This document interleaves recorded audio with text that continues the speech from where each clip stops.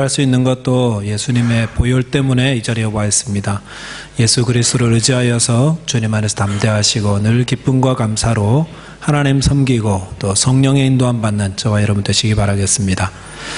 최근 호주에서 일어나는 동성애 지지 발언들이 많이 있는데 이런 걸 보면서 마음이 염려가 생겼던 적이 있었습니다.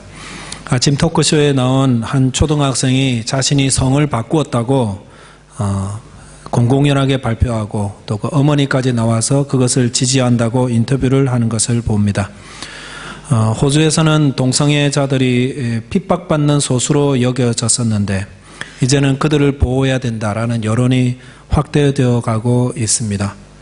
초등학교에서는 하나님이 남자와 여자로 창조하셨다는 이 사실을 침묵하게 하고 이제 호주 땅은 점점 기독교 가르침과 무관하고 오히려 반대되는 곳으로 나아가고 있습니다.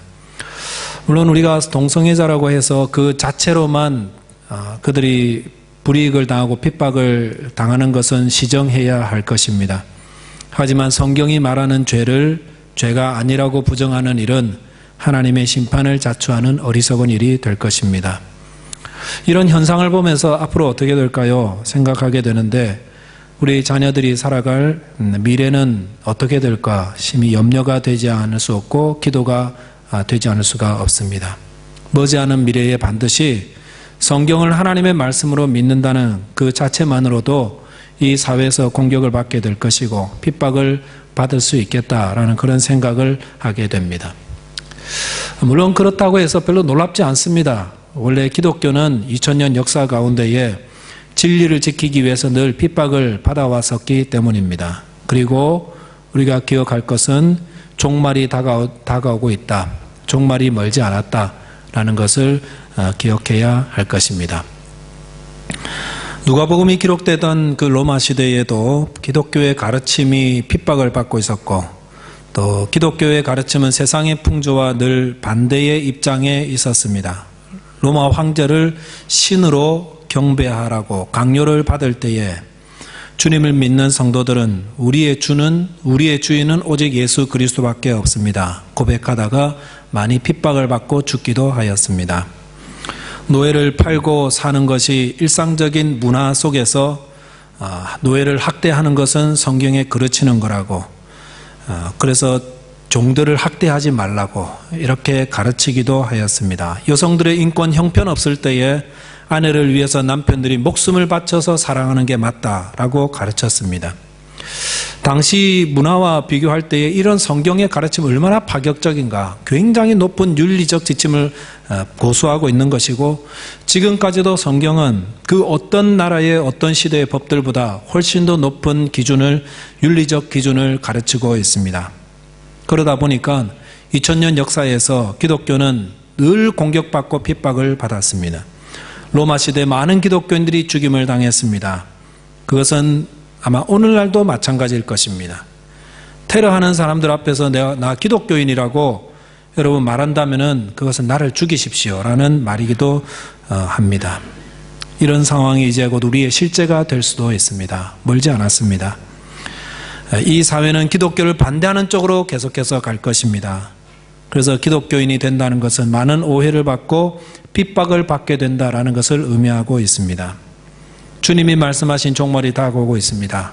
어떻게 해야 될까요? 마음의 두려움보다는 두려워하지 말고 하나님을 의지하여서 믿음의 진리 위에 굳건히 서야 할 것입니다.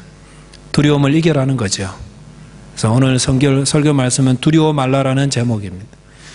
성도는 어떻게 두려워하지 않습니까? 오늘 설교 말씀 첫 번째 묵상할 말씀은 성도는 사람을 두려워하지 말아야 됩니다. 사람을 두려워하지 말아야 됩니다. 예수님께서 머지않아 주님을 따르는 자들에게 임할 핍박, 박해를 예견하셨습니다. 그럴 때 성도는 두려워하지 말아야 되는데 오늘 본문 4절에 보시면 이렇게 말씀하십니다. 나와 내가 내 친구 너희에게 말하노니 몸을 죽이고 그 후에는 능히 더 못하는 자들을 두려워하지 말라라고 말씀하십니다. 예수님께서 우리를 친구라고 부르시고 아주 친밀하게 뭘 말씀해 주십니까?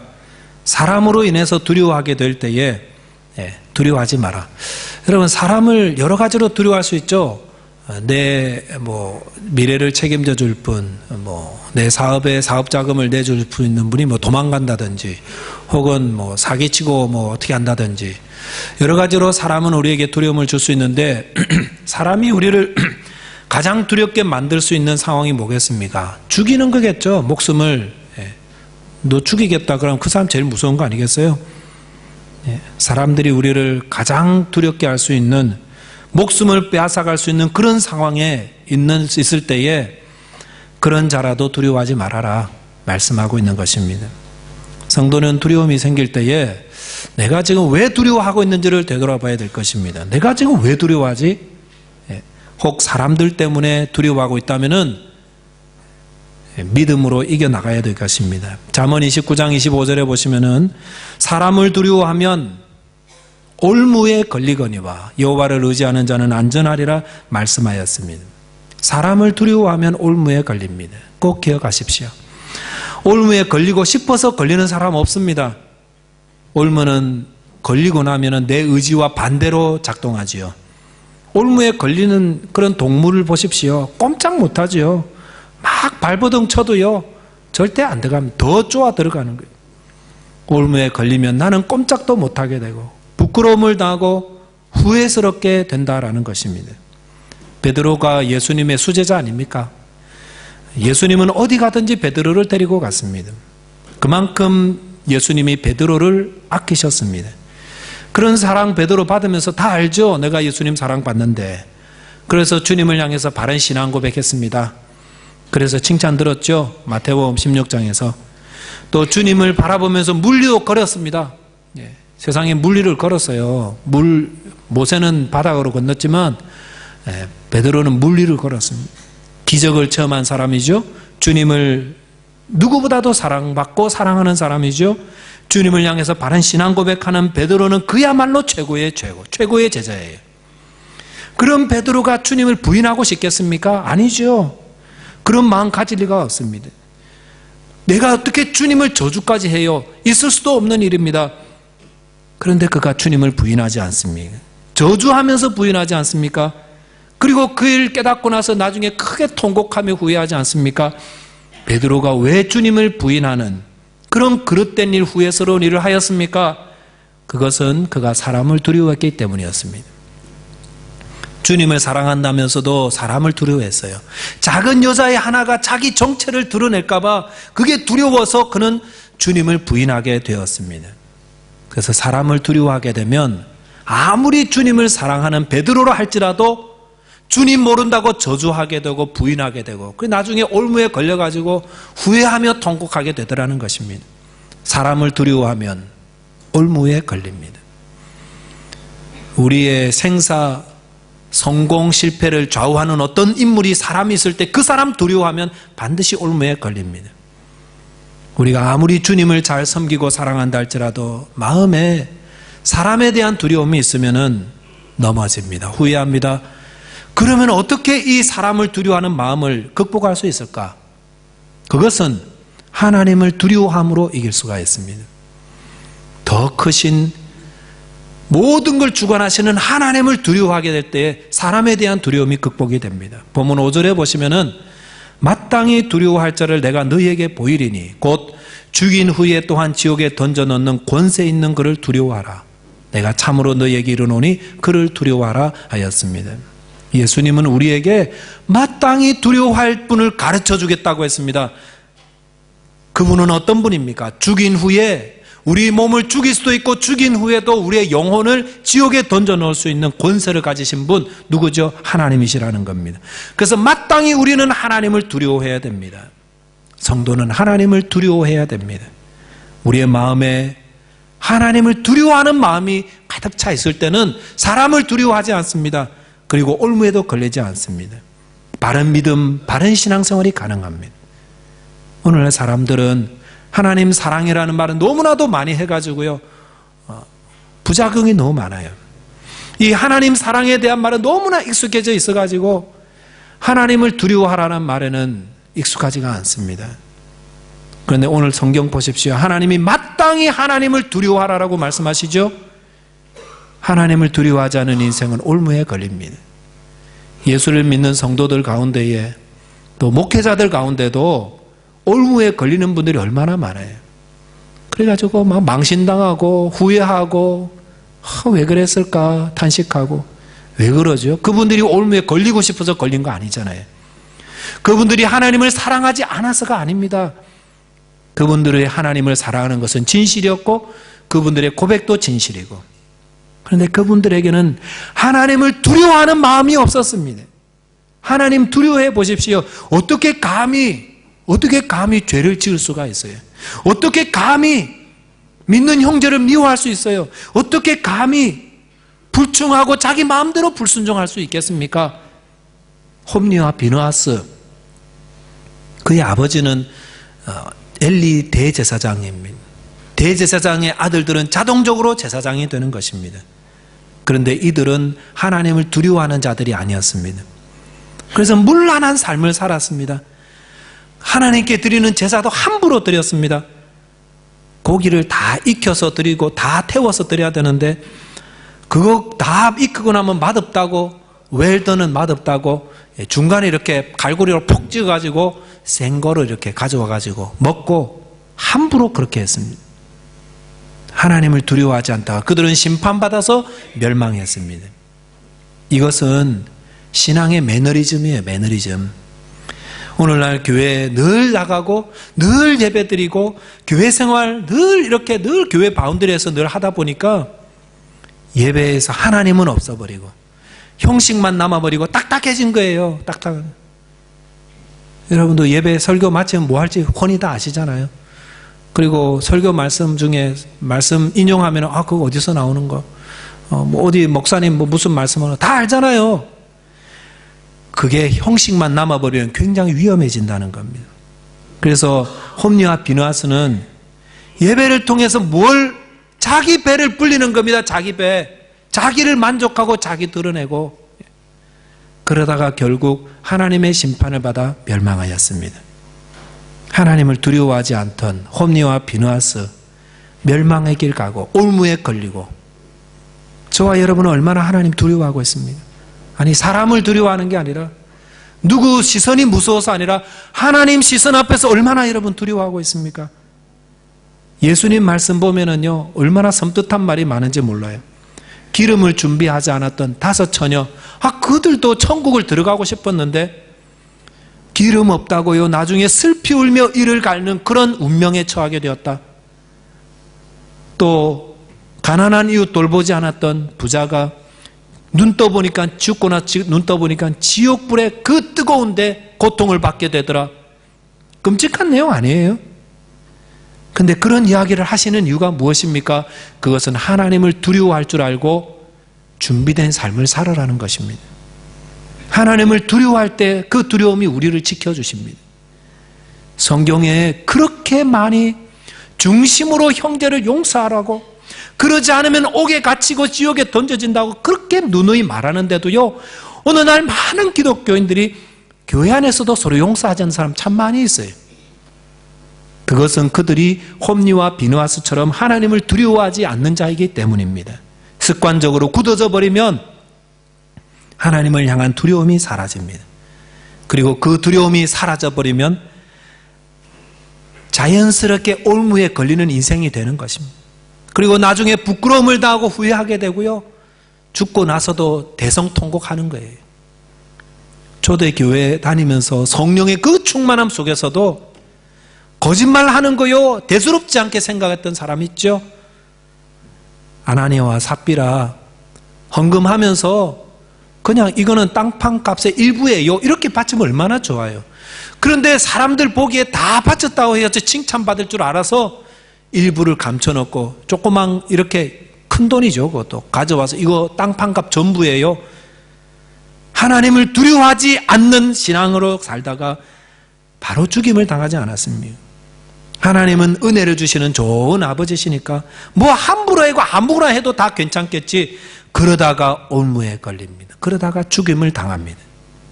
시편 34편 9절에서 다윗은 나의 성도들아, 너희 성도들아, 여호와를 경외하라. 그를 경외하는 자에게는 부족함이 없도다라고 하였습니다. 경외하다, 라는 것은 공포에 떨으라는 말이 아니라 높고 영화로우신 그 거룩하신 분을 존경하고 경외심을 가진다는 것입니다. 그러므로 하나님을 두려워함으로 우리는 하나님을 사랑하고 하나님을 섬겨야 하는 것입니다. 하나님을 두려워할 때 우리는 부족함이 없습니다. 하나님을 두려워할 때 우리는 사람을 향한 두려움도 이겨나갈 수가 있고, 오늘날 사회가 얼마나 점점 이상한 데로 가요. 얼마나 점점 사람들이 자기 가진 힘으로 우리를 위협하고 우리에게 미혹하고 넘어지게 하려고 그래요. 그럴 때에 기독교인들을 증오한다고, 기독교인들에게 핍박을 가하고 손해를 끼친다고 할 때에 사람을 두려워해버리면은, 그래서 사람을 두려워해서 내린 결정들은 다 나중에 올무에 걸리게 되는 것입니다. 몸은 죽여도 죽이고 난 다음에 아무것도 할 줄 모르는, 할 수 없는 그 사람을 두려워하지 말고 몸과 영혼을 능히 죽이고 지옥에 보낼 수 있는 하나님을 두려워하라. 저와 여러분께서 하나님을 두려워하는 삶을 통하여 사람을 향한 두려움을 이겨나가시고 부족함이 없는 복된 인생 되시기를 주님의 이름으로 축원드리겠습니다. 두 번째는 상황을 두려워하지 말아야 돼요. 상황. 사람을 두려워하지 말아야 되고, 우리 가운데는 어떤 상황도 두려워하거나 염려하거나 해서는 안 됩니다. 오늘날 환경이 얼마나 시시각각 변하고 있습니까? 내일을 예측할 수 없는 그런 시대에 우리는 살아가고 있습니다. 내년에 어떻게 될까? 다음 달에 어떻게 될까? 내일 어떻게 될까? 아무도 예측하지 못합니다. 영국 사람들이 유럽 탈퇴를 묻는 국민투표를 할 때에 아무도 탈퇴할 거라는 거는 기대도 하지 않았습니다. 그래서 정치인들도 뭐 다 당연히 잔류로 나올 거고 투표 결과 뭐 이렇게 잘 되겠지. 그래서 탈퇴할 거란 기억도 안 하고 생각도 안 하면서 국민들에게는 자기에게 유리하게 이 기회를 잘 이용해서 내 인기와 우리 당을 어떻게 많이 홍보하고 사람들에게 유리한 표를 받을까. 그래서 거짓말도 하고 과장도 하고 그렇게 선전하며 다녔습니다.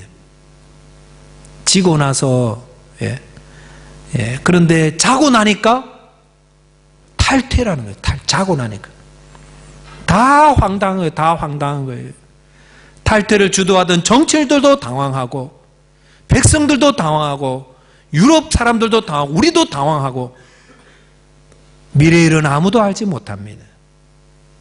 그런데 이렇게 미래일을 아무도 모른다고 해서, 아무것도 모른다고 해서 성도는 두려워해서는 안 됩니다. 우리가 가야 될 길들은 이제 아무도 가보지 않은 길일 겁니다. 그리고 한 번도 해보지 않은 일들을 해야 될지도 모릅니다. 어떤 어려움이 있을지 아무도 잘 모릅니다. 그러나 그런다고 해서 성도는 두려워하는 자가 아닙니다. 성도는 하나님을 의지해서 모든 두려움을 이겨나가는 자들입니다. 여호수아 보십시오. 여호수아가 이스라엘의 리더가 됐을 때 그는 새로운 일을 새로운 땅으로 가야 했습니다. 그 전까지는 광야에서 그냥 텐트 치고 만나 먹고 메추라기 먹고 또 텐트 거두었다가 다른 데로 이동하고 이게 전부였는데, 가나안 땅은 전혀 새로운 삶이죠. 가나안 땅에서는 만나가 내리지 않습니다. 그리고 다른 나라를, 성을 공격해야 되는, 그래서 땅을 차지해야 되는 새로운 삶을 아무도 안 가본 땅에서. 그럴 때 여호수아가 안 무섭겠습니까? 무섭지요. 하나님께서 그의 마음을 아셨습니다. 그의 두려움을 다 아십니다. 우리가 새로운 길을 갈 때, 우리가 아무도 가보지 않은 길, 그 앞에 섰을 때 우리의 두려움을 주님께서 아십니다. 그래서 여호수아 1장에서 이렇게 말씀하셨습니다. 내가 네게 명한 것이 아니냐. 강하고 담대하라. 두려워하지 말며 놀라지 말라. 네가 어디로 가든지 내 하나님 여호와가 너와 함께 하느니라 하시니라 하였습니다. 두려워 말라, 놀라지 말라. 왜요? 내가 네게 명령한 거니까. 무슨 말입니까? 상황을 이길 수 있는 힘은 어디 있습니까? 하나님 말씀에 있다는 것입니다. 하나님 말씀에 이 모든 상황을 이길 수 있습니다. 그래서 늘 성경 말씀을 늘 읽고 하루를 시작하십시오. 말씀을 붙들면은 두려움을 이길 수 있는 힘이 생깁니다. 그러잖아요. 성도는 모든 어려움 앞에서, 모든 두려운 상황 앞에서 하나님 말씀 붙잡고 이기는 자들입니다. 말씀을 통해서 담대해지는 것입니다. 세상 사람들은 두려워하지 마. 두려워하면은 건강에도 안 좋고, 두려워한다고 안 풀릴 일이 되는 것도 아니고, 그리고 너 자신을 믿어. 이만큼 무책임한 말이 어디 있어요. 너 자신을 믿으라니요. 나는 무서워 죽겠는데. 성경은 그렇게 말씀하지 않습니다. 주님이 약속하신 말씀 붙들고 하나님이 너와 함께하는 줄 믿고 두려움을 이기라. 구체적으로 말씀하고 있습니다.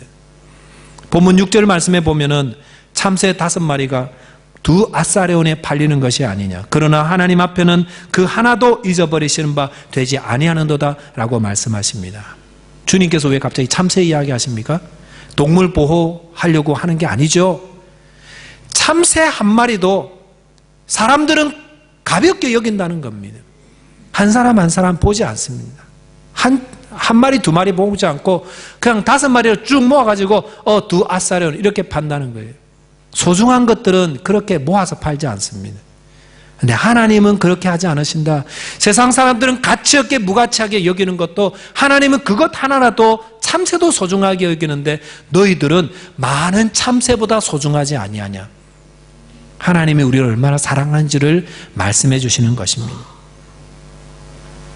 마태복음 6장 26절에 보면 공중의 새를 보라. 왜 새 이야기 또 하십니까? 우리가 얼마나 소중한지 알게 해주시려고.